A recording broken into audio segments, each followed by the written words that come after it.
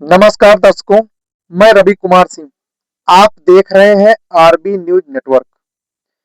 जिस अमेठी को आज देश और दुनिया केवल एक वीआईपी राजनीतिक सीट के रूप में जानती है, उसका इतिहास सिर्फ चुनावी नतीजों तक सीमित नहीं है। आज आरबी न्यूज नेटवर्क पर जानिए रजवाड़ा के गौरव 1857 की क्रांति के खूनी संग्राम, अंग्रेजों को धता देने वाली कूटनीति और पौराणिक आस्था से भरी अमेठी की वो पूरी कहानी जिसे शायद ही किसी ने इस तरह बताया हो।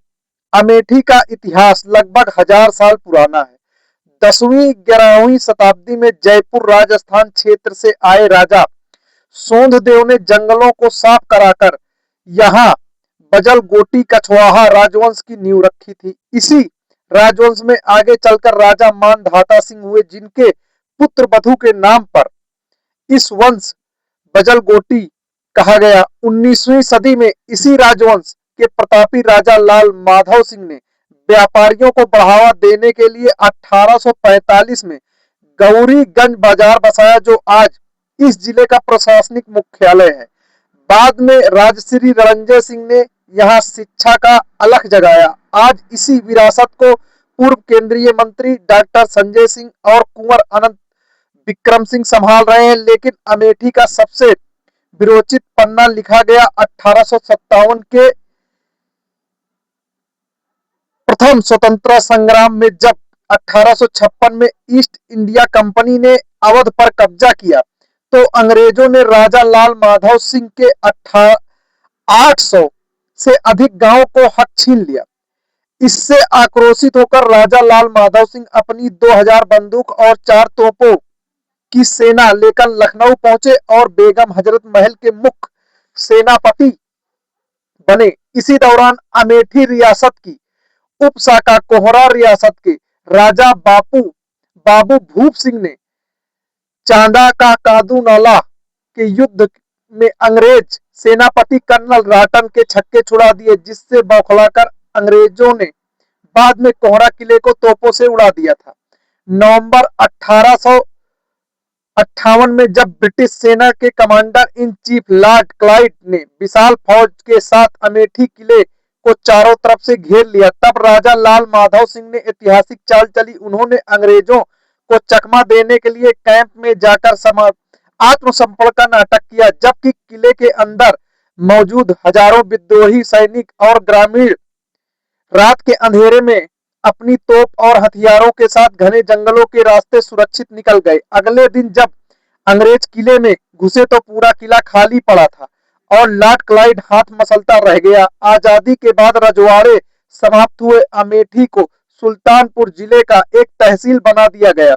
दशकों के बाद 1 जुलाई 2010 को सुल्तानपुर रायबरेली के हिस्सों से मिलाकर उत्तर प्रदेश का 72वां जिला बनाया गया, जिसका मुख्यालय गौरीगंज बना। आज प्रशासनिक रूप से अमेठी में 4 तहसील गौरीगंज, अमेठी, मुसाफिर खाना, तिलोई, 13 विकास खंड और लगभग 995 गांव आते हैं। राजनीति की बात करें तो 1980 के दशक में पूर्व प्रधानमंत्री स्वर्गीय राजीव गांधी के आगमन के साथ यह क्षेत्र राष्ट्रीय राजनीति का केंद्र बना। अमेठी लोकसभा क्षेत्र के तहत 5 विधानसभाएं अमेठी, गौरीगंज, तिलोई, जगदीशपुर और सलवन आती हैं। यहाँ किस्मत आजमाने बड़े बड़े नेता धुरंधर आए। उनमें से मेनका गांधी, महात्मा गांधी के पौत्र राजमोहन गांधी, शरद यादव, काशीराम जी आए, लेकिन इन लोगों को अमेठी की जनता ने नकार दिया।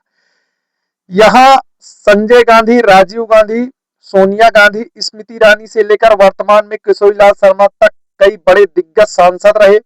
विकास के मोर्चों पर आज अमेठी में कोरवा की AK 203 rifle factory, Jagdishpur steel hub, Rajiv Gandhi institute of petroleum technology और फुर्सतगंज की इंदिरा गांधी राष्ट्रीय उड़ान एकेडमी स्थित है। इतना ही नहीं, यह धरती महर्षि चौवल की तपो स्थली, गोमती तट का दंडेश्वर महादेव और पांडवकालीन मुकुटनाथ धाम की पावन आस्था को भी समेटे हुए राजा सोंधदेव के पराक्रम से शुरू हुआ यह सफर आज रक्षा उद्योग और आधुनिक भारत की मिसाल बन चुका है।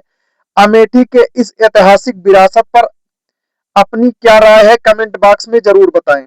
देश और प्रदेश की ऐसी ही बेबाक और प्राथमिक खबरों के लिए देखते रहें आरबी न्यूज नेटवर्क।